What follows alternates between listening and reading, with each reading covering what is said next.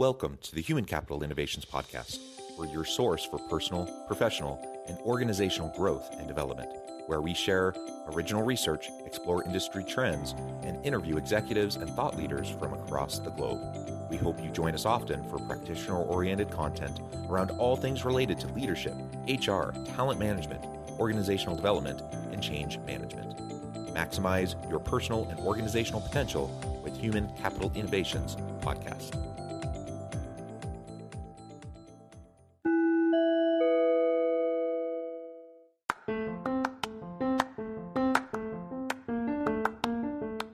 If you enjoy the Human Capital Innovations Podcast, enjoy ad-free listening by going to the Patreon page, and please consider contributing even at the producer or sponsorship level. And please leave a review. Thank you for your support.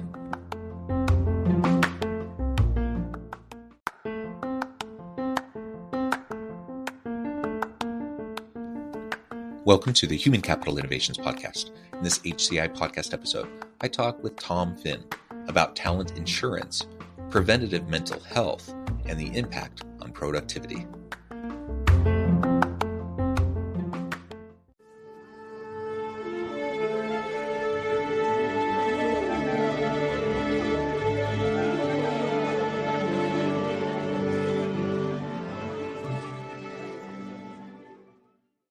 Tom Finn, welcome to the Human Capital Innovations Podcast. Oh, John, great to be with you today.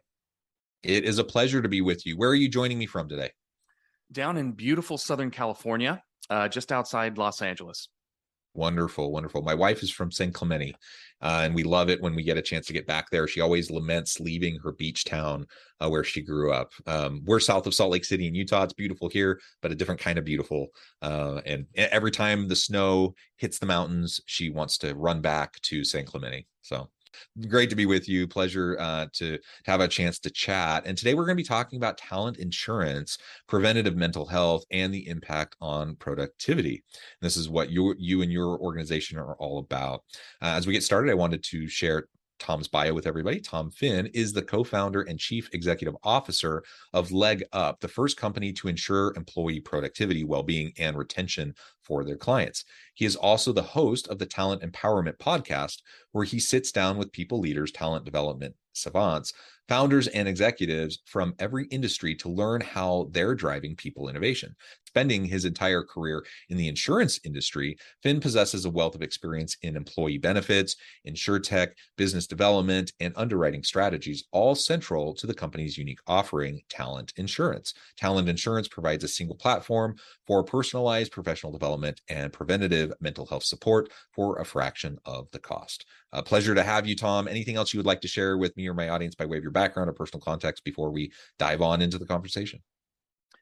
John, excited to be with you. Let's jump right in. Okay, cool. So let's start with the big question. What is talent insurance? That's not something a lot of people have probably heard about, right? Yeah, talent insurance guarantees the performance and retention of employees. Very simple. We go into organizations and we deploy a network of executive coaches. We measure the science in productivity and well-being. We measure that science around trust and leadership skills and communication, engagement, burnout. But really, it comes down to a very simple philosophy that all of us are one person. We bring ourselves to work, and we've got some things that likely we need to work on. And creating the right culture within an organization significantly improves retention for our customers. And so we've built a model that allows employees to come in and perform at their best, to feel their best, and then ultimately stay with their company. Yeah, that's really cool. And I like how you described it, this network of coaches and mentors, people to go in and to help to facilitate this. And it's all data driven. You're tracking things, finding the gaps and trying to address them. Maybe describe just a little bit more about kind of the structure of all this and how you go about doing this in kind of a proactive day-to-day, week-to-week kind of a role as you're helping organizations. Yeah, typically the problem set is very straightforward. We get reached out to because there's an issue with an organization. Typically it starts with managers and it goes something like this. Hey, the world has changed. The new world of work is different. Our managers need some development and they need to change the way they're behaving with our teams. That's one model.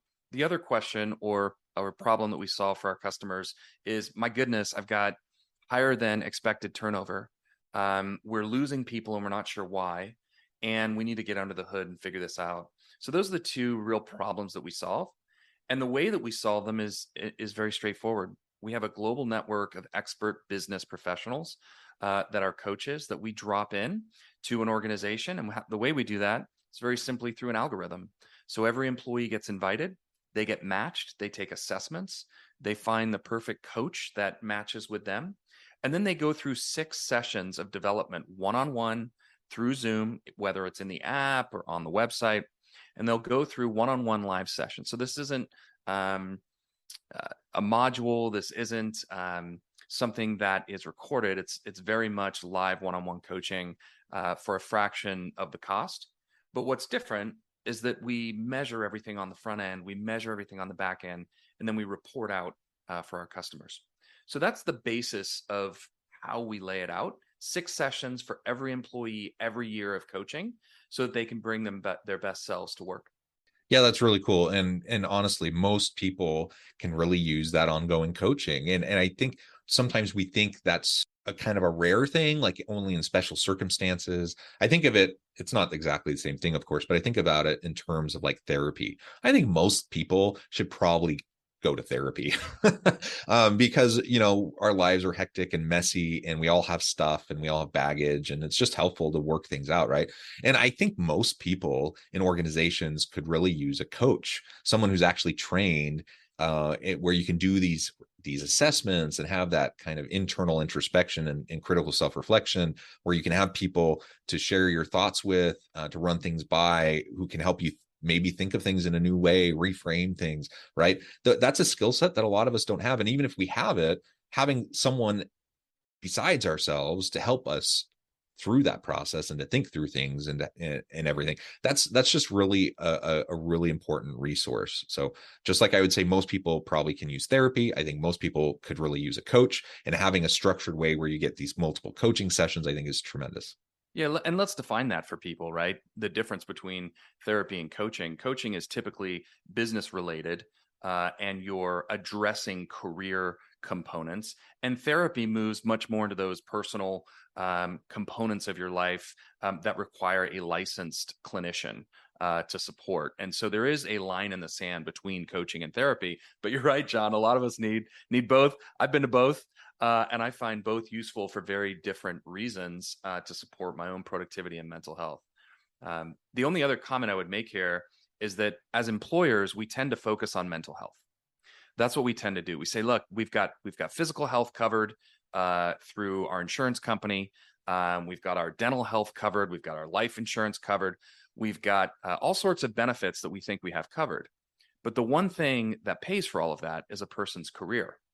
And we don't have to go too far back to our friends, Tom Rath and Jim Harter, who wrote the book Well-Being. And the first chapter in that book, if you haven't read it, it's a great book, pick it up. The first chapter is all about career well-being. And it basically says that without career well-being, you can't have appropriate physical, emotional, financial, spiritual, or community well-being. It just starts and stops with your career.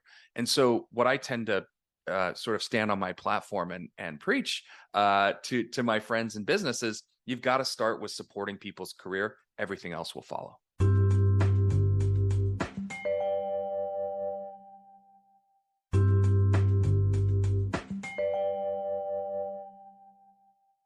Yeah, I love it. And it makes perfect sense. We invest so much time and energy into the physical health of our people, into the mental health of our people. Let's focus also on just how to help them be, giving them the support to be the most effective and productive and their best professional self at work.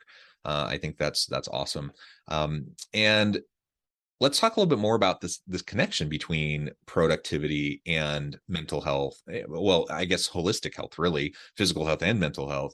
But as we're focusing on preventative mental health, for example, what does that do for productivity, and vice versa? When people are being more effective and productive, how can that improve their mental health capabilities? Yeah, so it really starts and stops with this theory of integrative health. And if you're not familiar with it, it really means that there's multiple approaches and a coordination of individuals that are supporting a person's health outcomes, right? And it's looking at the whole person and the whole body and the whole mindset. And so that's what our philosophy is really based on. It's based on this integration point between productivity and well-being. Now, it's a bit of a misnomer for those in the science community. They would tell you that you can't be productive without being well, and you can't be well without being productive. So what we've done is we've broken it down and sliced it up to make it simple for our members and simple for our HR partners to really dig into the data. So in a very specific way, we study 6 areas of productivity. And the way we do that is through assessments of the people that go through. We also study 6 areas of well-being.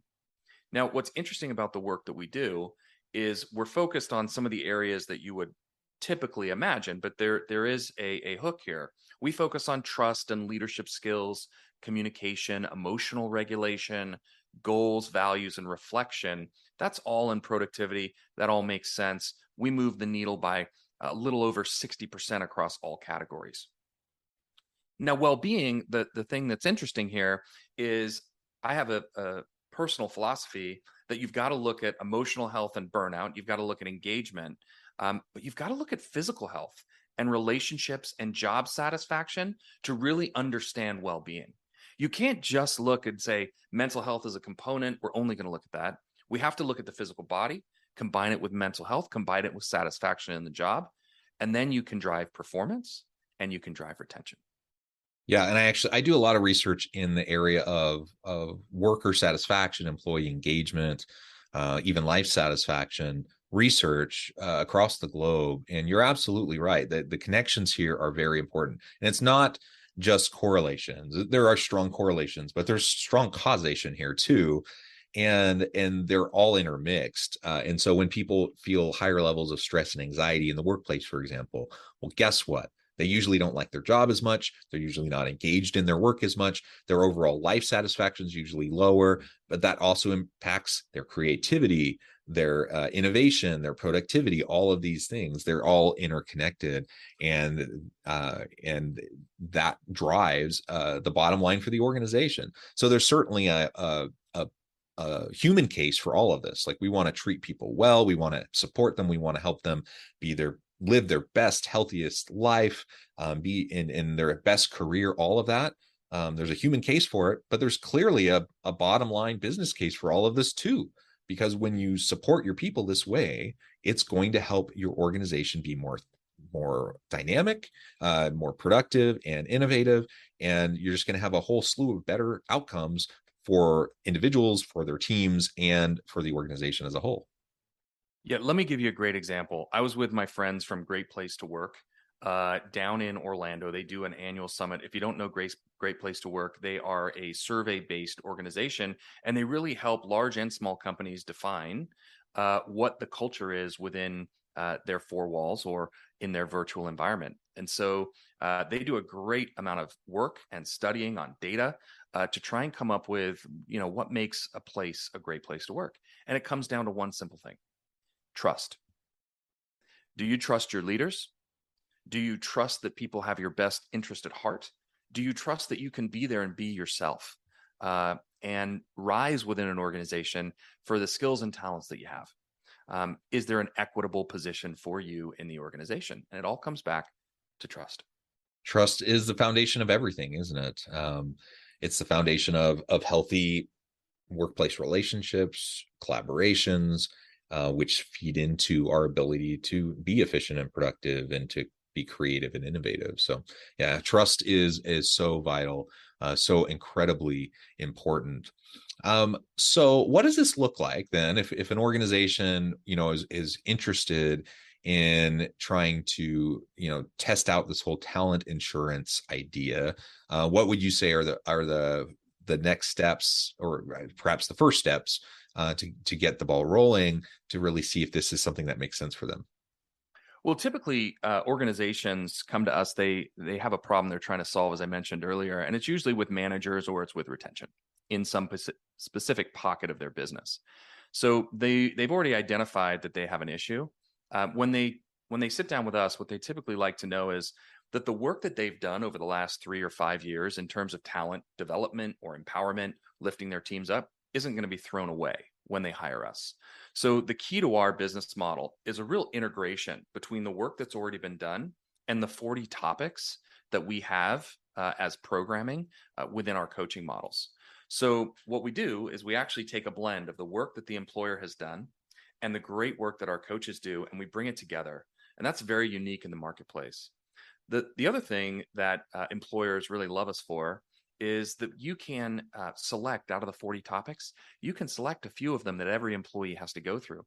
So if you've got an initiative in that particular year, let's say it's servant leadership, John, and we're just looking at servant leadership this year as a company, and you come to us, we're going to put servant leadership in as your first topic so that everybody in the organization has exposure to it through coaching and really understands what it means to them. But then the other 5 topics are going to be selected by the employee. So if you're a 200 or 500 person company, you're going to have 500 different programs. You might have servant leadership as your first topic, but everybody's going to pick different topics that are important to them. And that's the beauty of what we do is we blend the existing work that's being done and then really lifting up these organizations with our 40 topics. I would say the final component, which we get a lot of praise for, is that if somebody leaves the company after going through our program, we pay our customers back. We actually have a button in our system called claims, because this is a talent insurance program. And you submit a talent insurance claim. If somebody goes through coaching and our organization does not help retain them and they leave, we will pay you back for that person's program. And so that tends to get people's attention, certainly gets the CFO's attention. So this is a company that's actually going to put their money where their mouth is. And if it doesn't work, they're going to pay us back. We typically have to go over that a couple of times.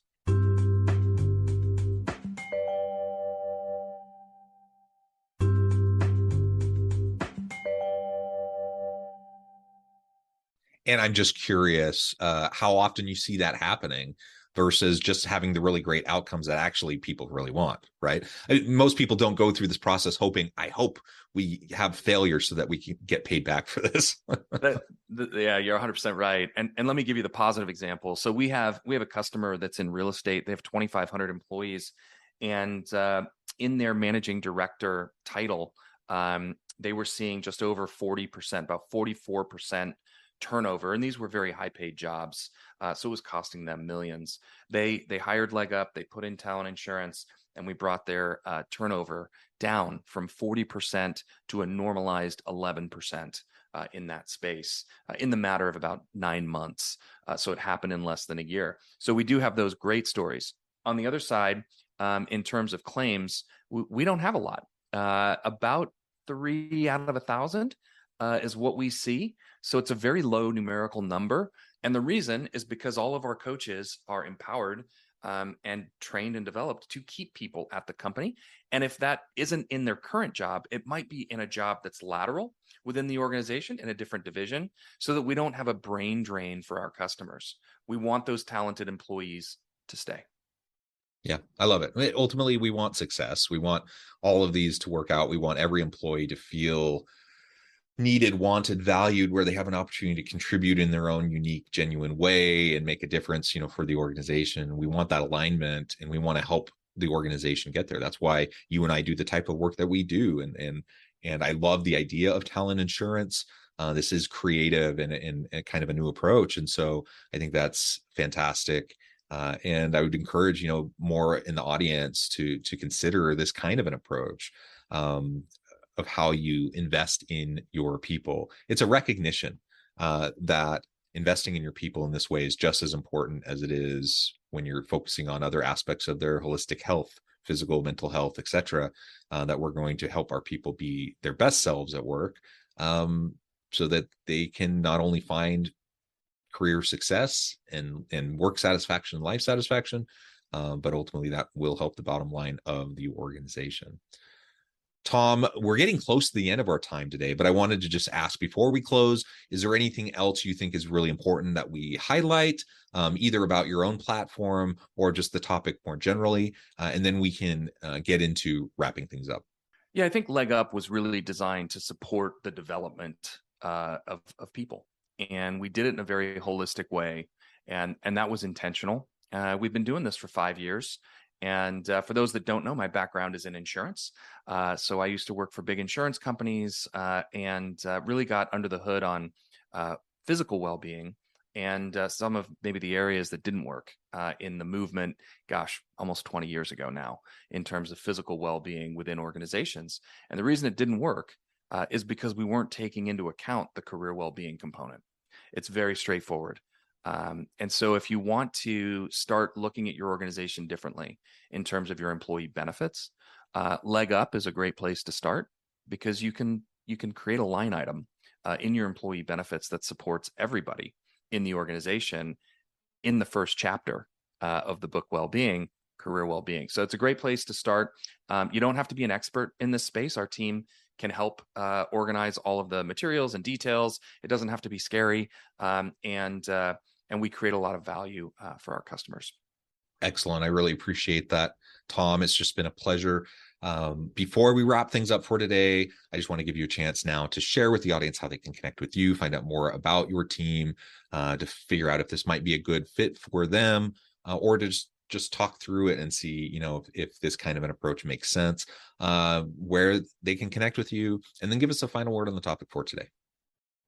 Yeah, absolutely. You can connect with me at The Real Tom Finn on any of the social channels, YouTube, Instagram, TikTok, Twitter, you name it, LinkedIn. You can find me, The Real Tom Finn.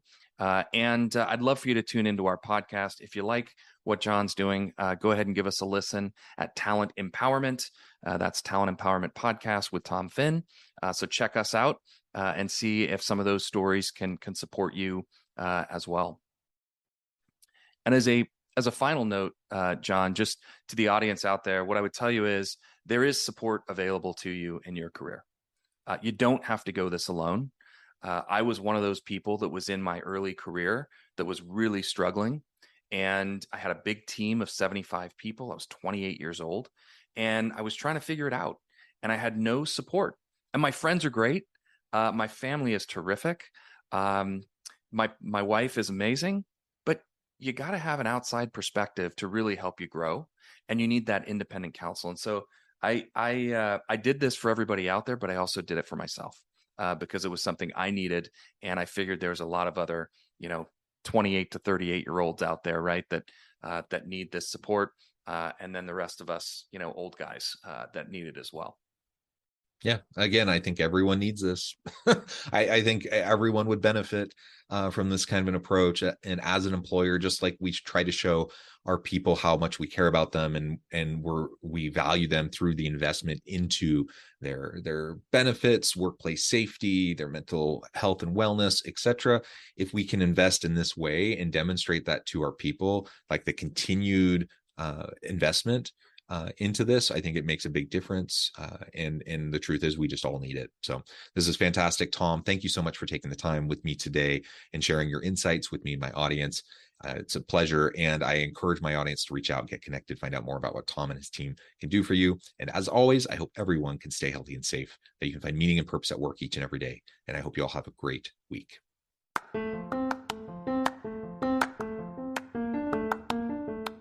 If you enjoy the Human Capital Innovations podcast, enjoy ad-free listening by going to the Patreon page, and please consider contributing even at the producer or sponsorship level. And please leave a review. Thank you for your support.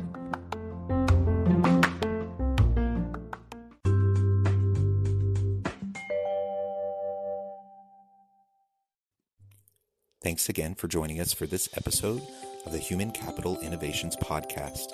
I hope you stay healthy and safe and that you have a great week.